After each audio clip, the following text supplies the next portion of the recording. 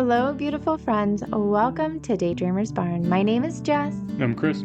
We are an American family currently exploring the UK. Follow us along on all of our adventures here and when we return to America. We hope you follow along with us and enjoy this channel. Chris, where are we? We're at the Norwich Aviation Museum. Where are we? The Norwich Aviation Museum. Nice. Let's go in.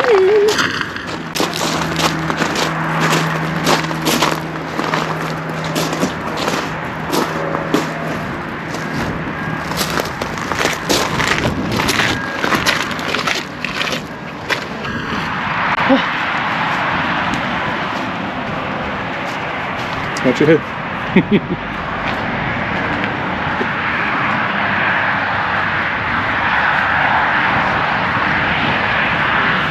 Temperature dropped a little bit. Yeah, I'm a little chilly.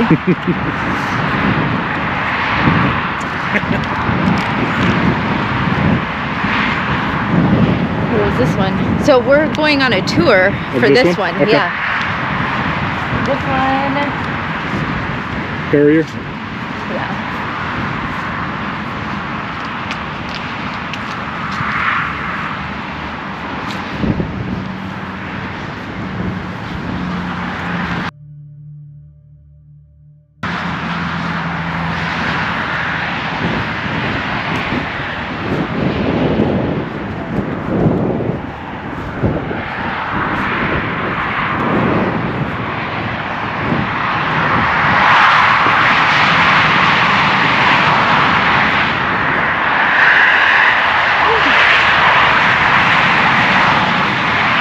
What is this one? The Salt Mystery, maybe? Hopefully that's how you pronounce it.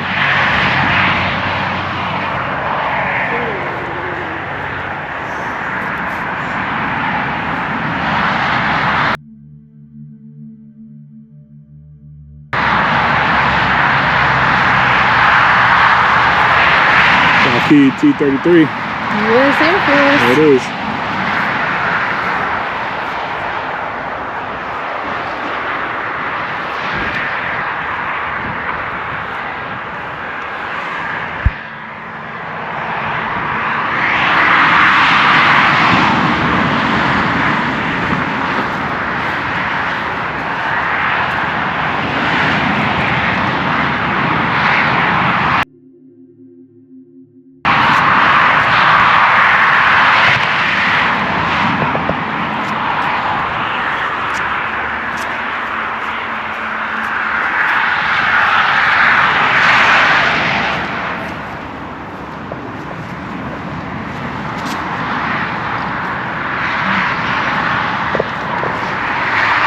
What is this one?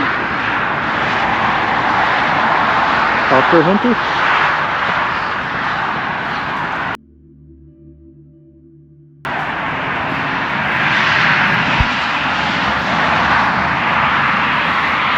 What is this? This is an airline.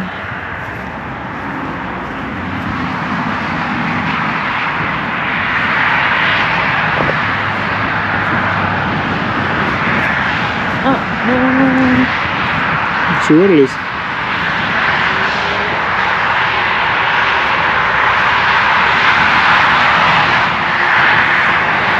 As you said, it's like a Speak Up Jaguar. nice.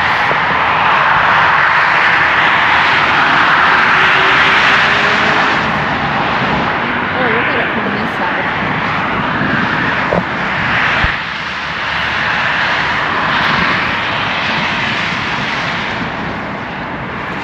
That's pretty nice. That is really nice.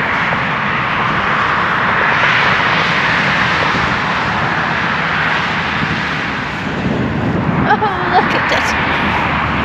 Royal Mail.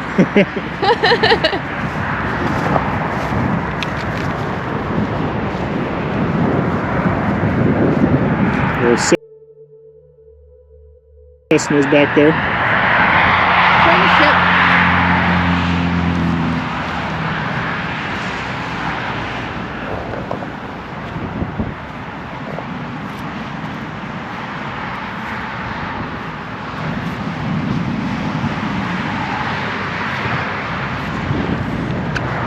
This is incredible. Yeah, it's really nice being able to get up right next to it, talk to people, you know what I mean? Yeah, and get, you know, get to learn about the aircraft with people that know about the aircraft. Yeah, I'm very passionate about it. Yeah, I'm looking forward to getting on that one and learning about it. RAF Rescue.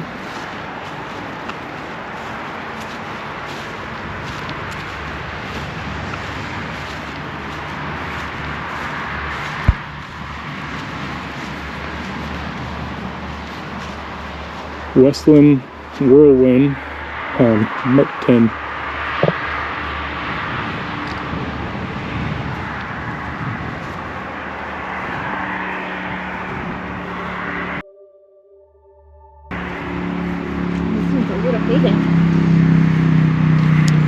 It is.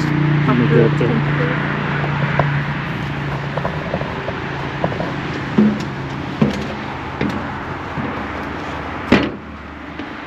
Oh, that is pretty neat.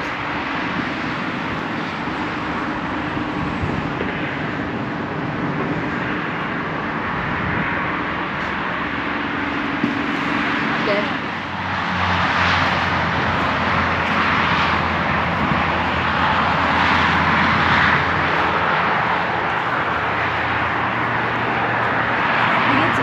It's really cool to be able to walk so close.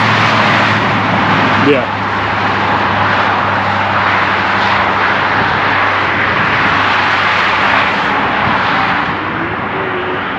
What is this one?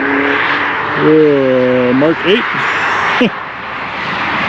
A lot of these are single pilots. Yeah. Which is interesting. That's really cool. They're fighters, I think. Yeah. Like the 15, that's got a pilot and co-pilot. This one's cool. Things are keep clear. With intake, the engine is running.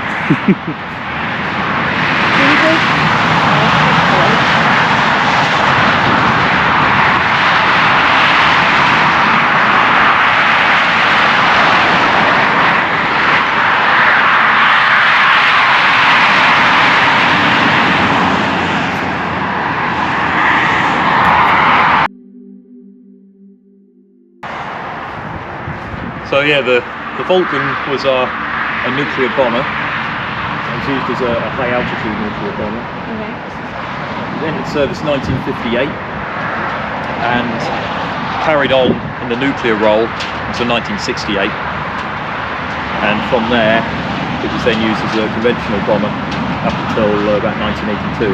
1982. When it was retired from the conventional bombing role. Nice. So our particular one is X-Ray Mike 612.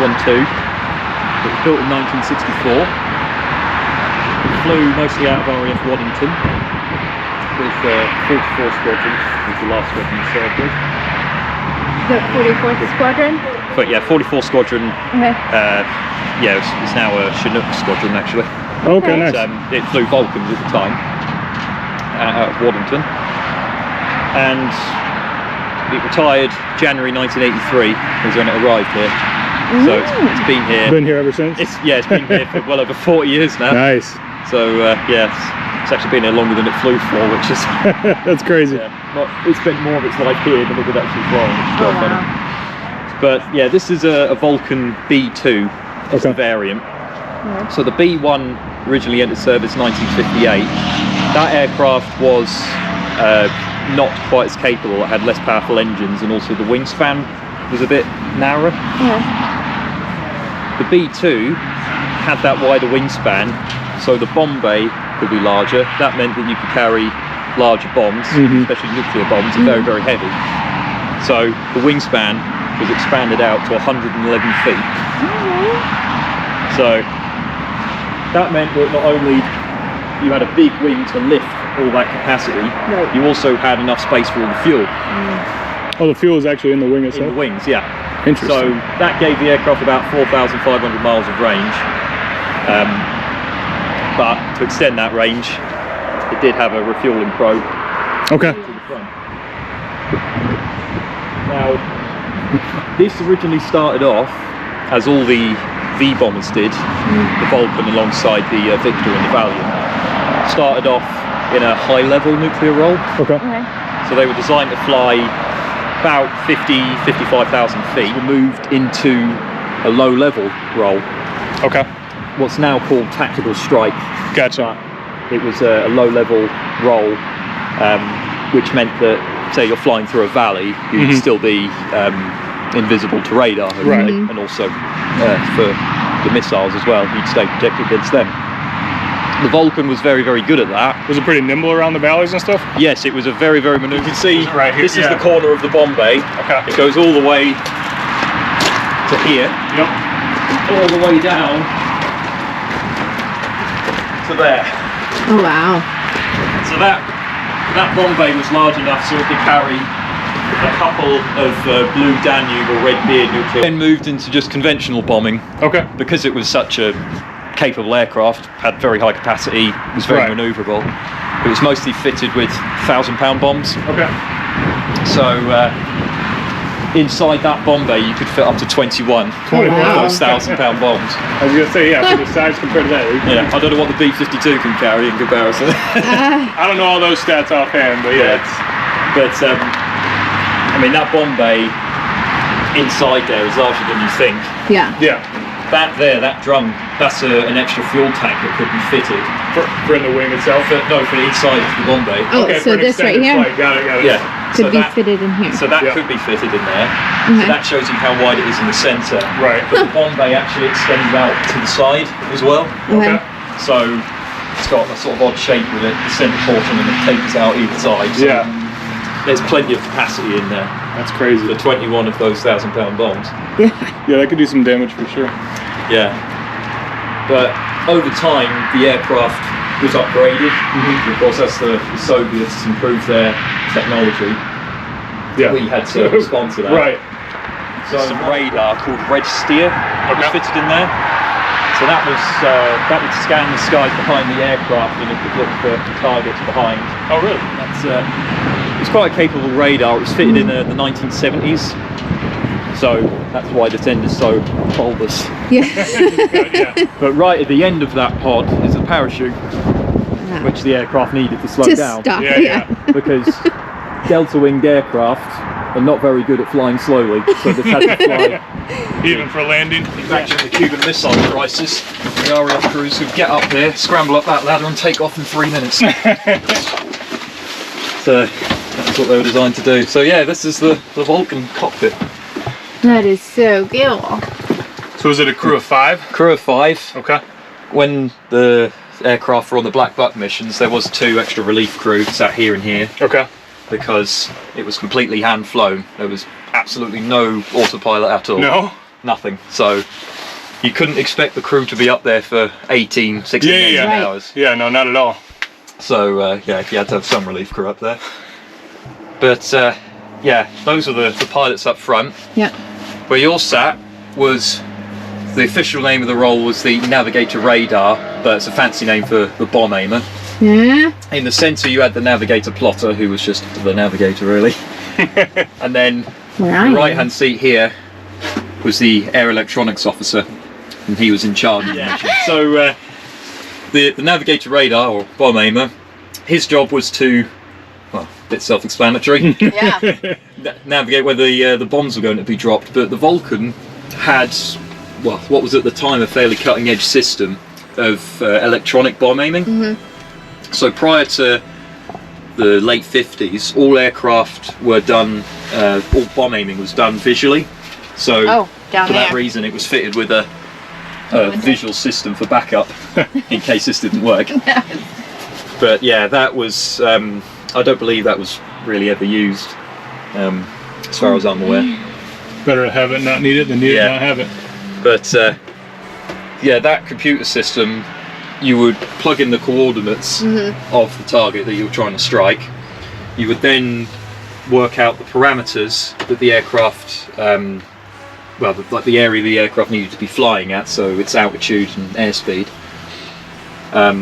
depending on what weapon it was, because obviously some bombs have different bucket of sunshine.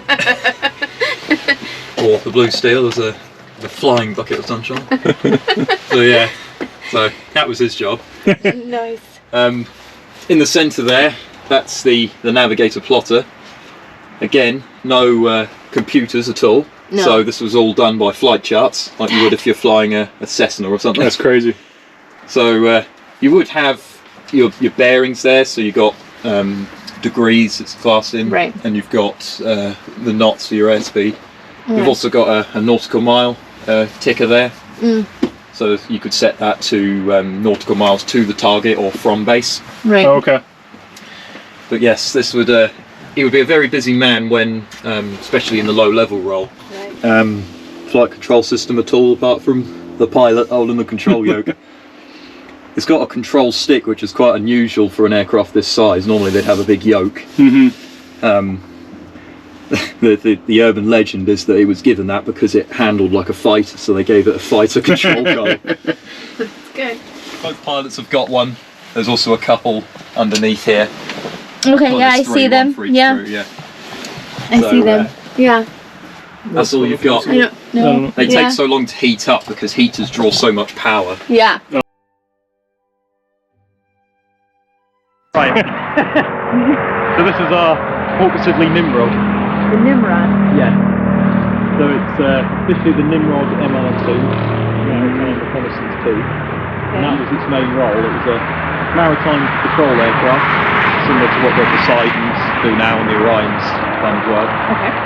So this was designed about the mid-60s to replace aircraft called the Avro Shackleton, which were based off of the Avro Lancaster. So they were quite an antwerp design. But the Nimrod itself was based off of the Avon Comet, which was the world's first jet airliner. So it's got some quite good history behind it. This particular Nimrod, XV255, entered service 1971, Okay. and it flew all the way up until 2010. Wow. That was when we retired the Nimrod fleet. Okay. There was a new Nimrod, the MRA-4, that was supposed to replace it, but as I said earlier about military spending cuts, that's where that one went. So yeah, we bought Poseidons to replace these. But I'll do a bit like the Vulcan. I'll walk around the outside, Sure. and then we'll head up inside. So the Nimrod was chosen as a jet aircraft because it was felt that that would be a much more manoeuvrable design, and it would also be it would give you much longer endurance, because the kind of missions the Nimrod would be doing would be out all over the North Sea, and especially off the coast of Scotland. The Shackletons didn't have the range to see this far out into the North Sea. But so this was in part why the Nimrod was brought in to replace them. So we'll start off on some of its systems from this wing, then we'll go over to the other side. Okay. Starting off right on the end of the wing here, this is called a ESM pod. So this is an integrated pod for electronic jamming. Okay. And it's also used for receiving signals as well. That's off of electronic signals aircraft. So like the rivet joint, it's a similar system. Is that on both wingtips or just? Yeah, it is on Okay. both wingtips, yeah. I forget which end's the receiving end, which side's the jamming end. But yeah, that's what that's designed for. Originally they were up in the tail, up there. Okay. Where we've got that upturned canoe, we call it, on top of the tail. But they were moved out to the wingtips because they were made a lot longer, and also it gave better coverage. Yeah, I was gonna say it seems like it can see a little bit further on the wingtips. But yeah, as I say, it's similar to what's used on the rivet joint nowadays. But there was also a electronic signals Nimrod as well, but that's a completely different aircraft. We'll be here all day if I talk about that. Going inboard slightly, this big pod here is an extra fuel tank. So that was a bit of lineage from the Comet, because the Comet 4, its great claim to fame is it beat the American 707 by about 3 weeks as being the first jet to fly across the Atlantic.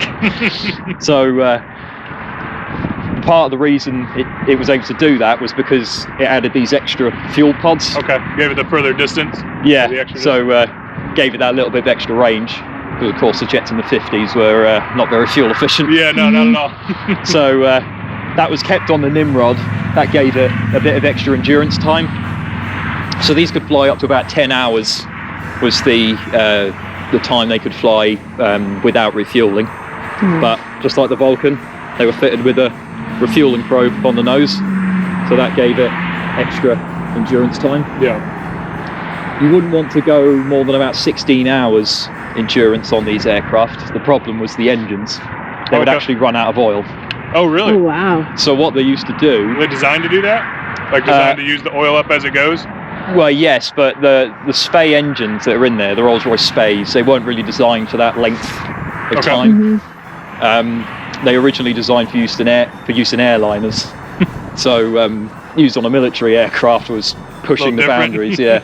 So what they used to do is, because these were used out in the Falklands as well, funnily enough, is that when they were cruising towards the Falklands, they would shut 2 of the engines down to save the engine oil. Yep.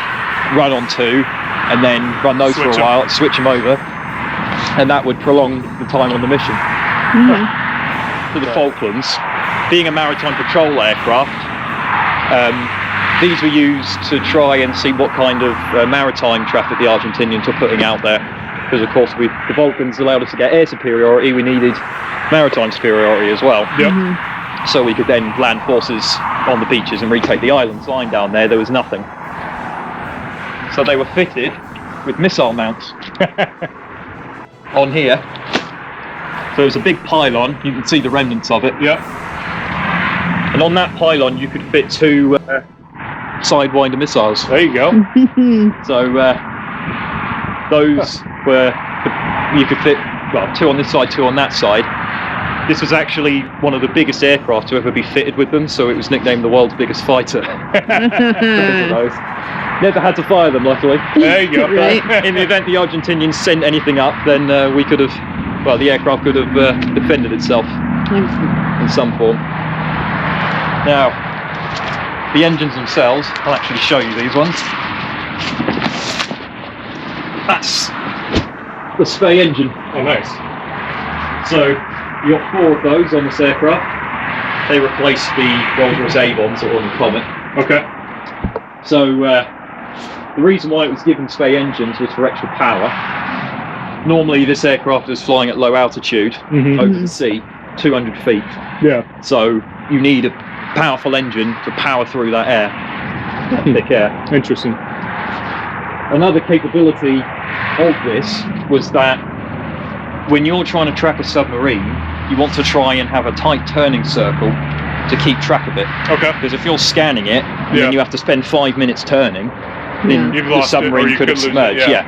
So what this aircraft could do was actually throttle back 2 of its engines, usually number 1 and number 4, and that would slow the aircraft right down. It would drop a bit of flaps to slow down even more, and it would be able to do a nice tight turn. It could turn at about 60 degrees. A normal airliner is about 30. Yeah, that's pretty cool. Pretty intense. Yeah. So it was very, very capable in that regard. It meant that it could scan more or less over the same area constantly. It's not too good for the crew inside.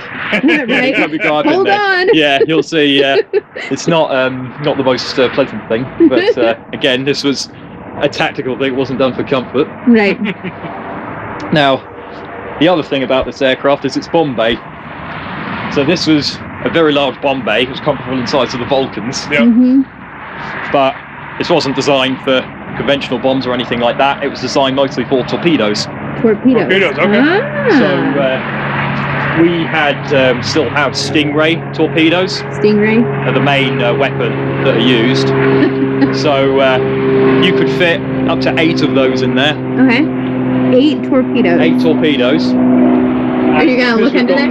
Because we've got these outriggers on the wings, on 2 each side, so you can carry up to 12 torpedoes.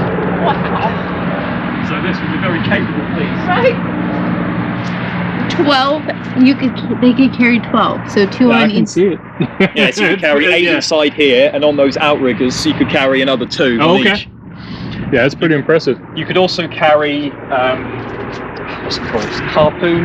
Yeah, the Harpoon anti-ship missiles as well you can carry in there.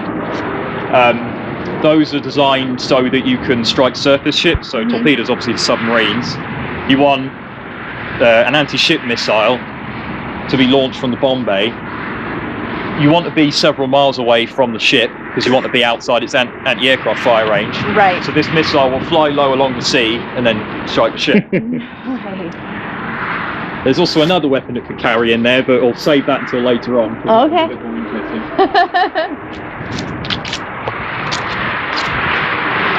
Now, inside the nose of this aircraft is what's called search water radar. That's exceptionally powerful radar, and it's used to scan the surface of the sea looking for targets. Okay. So it's long range. It's not very accurate, but the range on it is exceptional. If this was flying 200 feet above where it is now, it could see a Coke can bobbing in the sea off of Great Yarmouth, which is what, 25 miles away. That's pretty impressive. That is impressive, yeah. So yeah, that was one of the things that was taken out of this aircraft during its decommissioning. Right, so on this side, you've got the same thing. You've got an ESM pod on that wing and a fuel tank. But on the end of this fuel tank, it has been taken out, but inside here is a searchlight. Now this helped, obviously, when the aircraft's operating at night. Right. Very powerful light. It also helped because this aircraft was used in a Coast Guard role. Okay. So it would be used to help coordinate rescue efforts. Oh, that's So a great. searchlight's obviously very useful for that Right. at night time. The ship, if it's still in radio contact, the ship that's in distress can see that light, guide the aircraft towards it. Because as we'll see later on, they could be in radio contact with the ships. Okay. So the Nimrod could help coordinate a rescue and then allow helicopters like these to come out and rescue anybody stuck on that vessel. So that was very, very useful. The power, the quoted power on that searchlight was 78 million candles. 78 million. Seems like a lot. Yeah. 78 million candles. So powerful that if this was running on the ground in a hangar, it would start melting a hole in the door if you ran it. Oh. Yeah, it's pretty impressive. Partly why it's mounted on a fuel tank, because that helps cool it. And partly why it's mounted so far away from the fuselage. Yeah. Because you don't want that interfering with the fuselage. No. And also that gives you a nice big range Okay. to operate from. Another modification that was added on much later on was this camera. Now this is a long-range camera called the Wescam. This was fitted when the aircraft was deployed out to Iraq and Afghanistan.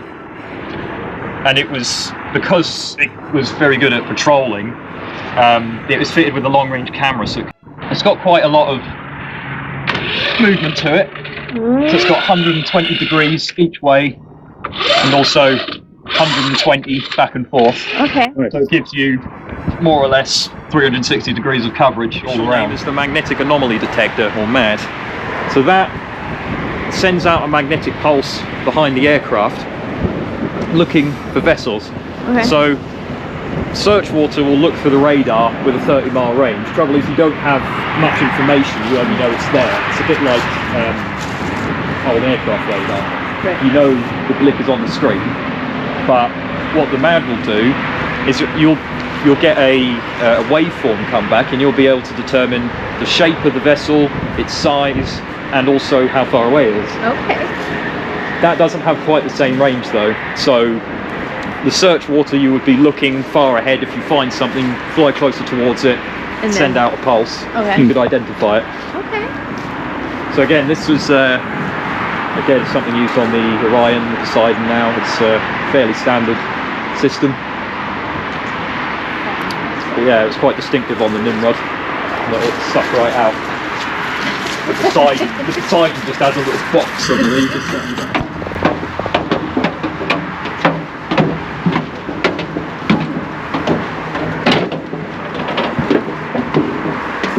Just waiting in the back there. I'll start heading down the aircraft, starting off with these Those are sonar the buoy little- launchers. Yes, so Yes. those Oh, are the okay, yeah, outlets for the sonar buoys. Again, they're a fairly standard system on board maritime patrol aircraft. What they do is drop microphones, or hydrophones I should say, into the water to listen out for the activity below. Okay. So they would be launched in capsules like these, and these would be placed inside these drums here. Okay. And you could launch 2 at a time, turn it, launch, so you could launch up 4 to 12 at a time if you've got 6 in each drum. Before you drop these, depending on what intelligence the aircraft has about how far down the submarine is, you could set the depth, so whether it was 30 metres below the surface or up to 300. Okay. Once you had set that, these will be dropped out, and then once it reached a predetermined depth, the microphone or hydrophone would drop out. Now we're entering into what's called the dry end of the aircraft. The back end where we were down there is called the wet end, because you're dropping things into the sea. Yep. All of this is just the reconnaissance and intelligence side of things. Okay. So starting off with this operator here, probably my favourite on board. He's called the Mad Operator. The Mad? The Mad Operator, for that stinger at the back. So he would also operate the ESM pods as well, on the ends of the wings. Yeah. Using that information, it could then be relayed forward to the air electronics officer, because there's one on this aircraft as well, to say, we think that this vessel is this far away, and we could then move the aircraft towards it. Next to the Mad Operator, this was the tape recorder. Because this was designed in the 60s, it didn't have computers as such to begin with. It had big tape reels to store all of the mission information. They would be on here.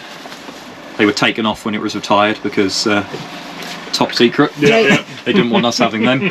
So his job would just be to keep recording everything that all the information it was gathering during the flight. At the end of each mission, it would then be taken off the aircraft and analysed, and it could be put in a big database at the front line in finding out what they were up to. These here are the emergency exits. I'm like a flight attendant, aren't I? The exits are here, isn't it? Exits are here, guys. So fitted to those doors, you can see it's got a dinghy release. Of course, this is operating over the water, so there's a very high chance it might end up in the water. Yeah, you would think so. There was actually a Nimrod that did go down into the North Sea, so the dinghies did work, and all the crew were able to get off. Well, that's good. So yeah, they definitely did work.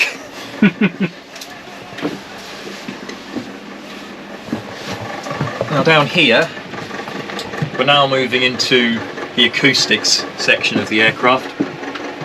Even though it's called acoustics, you've got a camera, which last time I checked is imagery, not acoustics. Anyway. So yeah, you've got the Wizcam operator. That screen there. Is Michigan on there? No, it's not. I mean, that's just weather, but that's more representative of what would be on the screen. So that would be the infrared scan from the camera. This is the search water radar operator. So that big powerful radar at the front. That's the kind of return you would have on the screen. Now this screen, normally if it's operating over the sea, it would be mostly completely dark, and whatever objects are out there would be sharp dots. This was actually taken when it was flying through a valley in Wales, I believe, so you can see the valley going through there and the mountains around. Because that screen isn't particularly bright, you can just shut the blind. And you've also got a curtain you can shut as well if you've got all the lights from the screens. Oh yeah, from this. That makes sense. Yeah, so that way he knows what he's looking at and doesn't see things just because it's a reflection. He doesn't need, Yeah, he isn't looking at his own reflection. Not going to help very much, is it? No. Now these 3 screens here, these were all for acoustics analysis. What they were the returns off of those sonar buoys that were dropped. Of course, you've got lots of sonar buoys dropped, so you need to have multiple operators looking at them. What they would do is look at this here. We nicknamed that the barcode because we needed multiple operators. Right. Now, down here, is just like the Vulcan has. You have a look out into the bomb bay. If you actually have a look in there, you can see through to the floor. Can you? Okay, Yes. I'm gonna look. Okay, if my old knees can get down.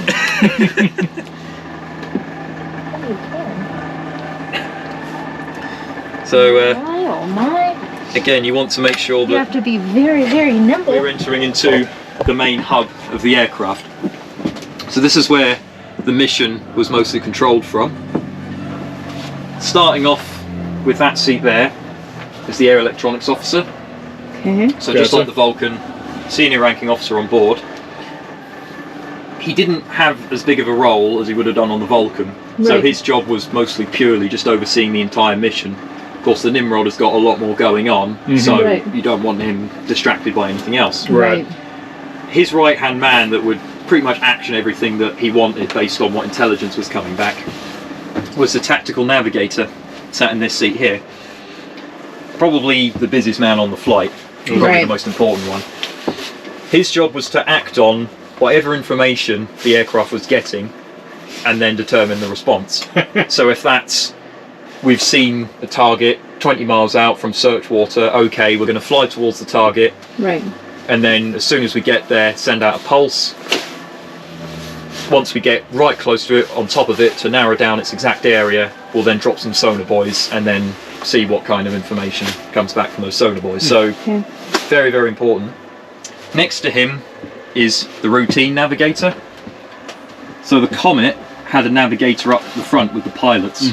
On the Nimrod, it was moved back here because the tactical navigator is a form of navigator. He's navigating the aircraft on its mission. The routine navigator is more plotting where the aircraft actually is on the globe, getting the aircraft out to that area of the sea and getting it back home again. So they have a similar role, which is why they're sat next to each other. Routine navigator. And behind them, there's a radio operator. Now, There's a typewriter. yes, there is. Well, that's not a typewriter. That's a fax machine. Oh. Of course, this was back in the 80s, so fax was all the rage back then. So, when the Nimrod has found a vessel, under the laws of the sea in international waters, you can't just start firing torpedoes at it. Right. You have to at least question it to ask its intentions. But then we know that they're heading out into the Atlantic somewhere, General direction. Yeah. and we can then inform our allies. So you can contact them through fax, Or Morse code. Morse code, I yes, saw that over there. or just regular VHF radio. Okay. And again, when the aircraft was doing its Coast Guard role, the radio operator would be the link to that vessel. So it'd probably just be through VHF. Okay. It would be the best way. But it also has HF radio as well for long range communication. Now, these two stations here, Okay. by the two windows, you can come in, have a bit of a closer look. These are the observer positions. Okay. That's why you've got curved windows. I don't know if on the outside. I when did you- Yeah, notice I did that. notice Yeah. that. Yeah. So, I don't know if other maritime patrol aircraft have those. I believe they do. Just gives you a bit of a better view out there. That's so cool. But of course, if you want a better view, just lift the window up in flight. I was gonna say it looked like it. You So, could yeah. do that. You could lift it up and just take a picture straight out the window. Oh, here's the loo. Yeah, it's a. There's I the should say loo. it's a loo. Yeah. It's the loo, and it says no smoking. Oh yeah, you got plenty of electronics on it. And Oh, we right got at the another front here exit. is the flight deck. So just watch the step there. So this is a bit more modern than the Vulcan, Yep. of course, but still fairly analog. You do have a couple of computers in that were fitted a bit later on. You have a small navigation instrument in the centre there. But other than that, still largely analog. You've got the same basic 6 instruments with that white line going around them there. So your artificial horizon, your sort of heading indicator, vertical speed, altimeter, airspeed, and Mach meter. In the centre there, you've got your throttles. So when the aircraft is banking at 60 degrees, you would pull the 2 throttles back to idle. That shows you what 60 degrees of bank looks like. So yeah, you want to be strapped in your seat Yeah. when that happens. On the Control columns themselves, you got 2 switches. Mm-hmm. So you got conventional release for your torpedoes, and if you did have that nuclear weapon fitted, The in. you could launch it from there. Hmm. Now, the aircraft had a gated system, or like a keyed system, similar to submarines do. So that means that one pilot can't just go rogue and just launch a nuclear bomb. So both pilots have to press them. And then I did forget to show you at the back there, but the AEO also has one as well. So all 3 have to press it at the same time, Okay. Interesting. and then it will release. That's good because 2 next to each other. Yeah, the flight engineer. So largely similar to They're busy. the Comet. But yeah, this was in the days before flight management computers that did it all for you. You were the flight management computer. The flight engineer was the flight management computer, so he had to keep track of pretty much all the aircraft systems, make sure they were running correctly. Yeah. But yeah, he does fuel, all of the electrical supplies, keeps track of all of those. So obviously you've got a lot of computers back there. Yeah, he's a very, very busy man. Yeah. Probably the busiest man on the flight, I would contend. Incredible. It was fitted during the Falklands War. The refuel. Yeah, it's fitted during the Falklands War, so we didn't have the time to make it nice and tidy and tuck it down here. It was a case of just get it in, Just send make it it through the cockpit. make it fit.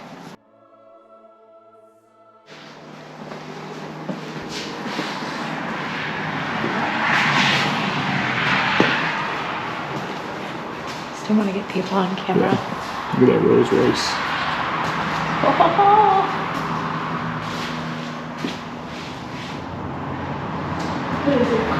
That is impressive. The machine guns.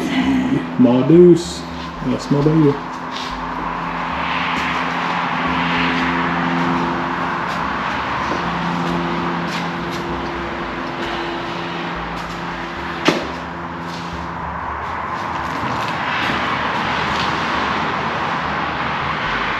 That's showing the reconditioning of it.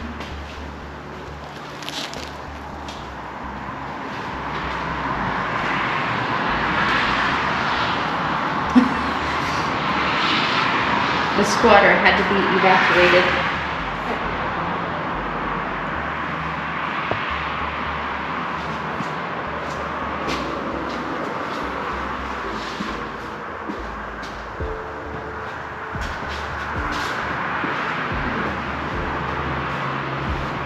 The Viper.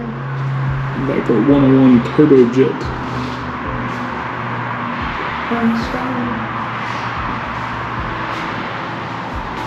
The heck is this? Stand next to that thing.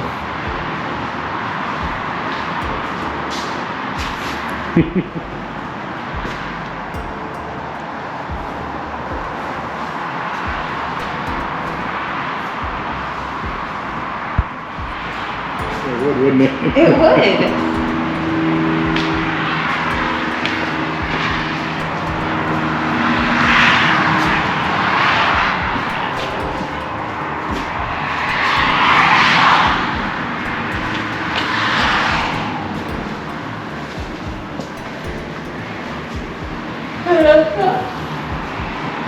That's the aircraft out there. That's what they would serve. The food trolley.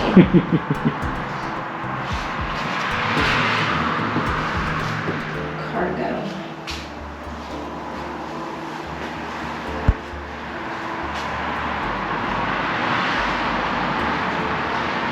Not bad, not bad, not bad.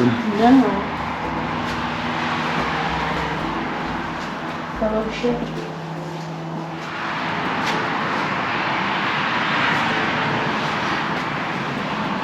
Colette is wanting us to head home. Well, good. We're about there. Battery's almost dead anyways. Okay.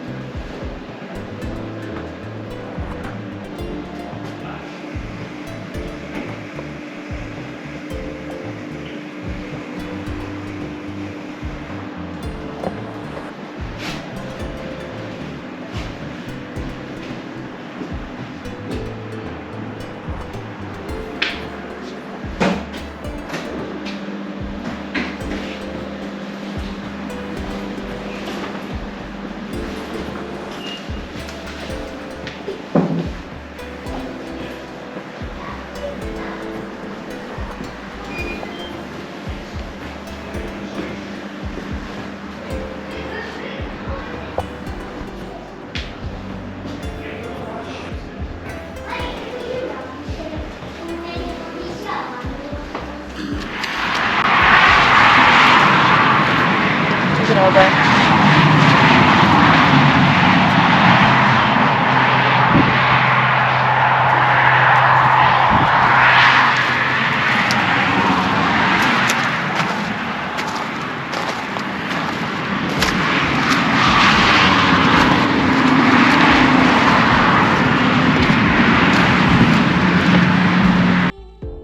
We wanted to say a special thank you to Michael for giving us awesome tours of the aircraft. Also, our channel members, you guys are amazing. Thanks for all the super thanks and the buying us beers. We wanted to say a special thank you to each and every one of you. You guys are amazing. Be good, make good choices, and be kind to someone today. Bye, y'all. Mwah!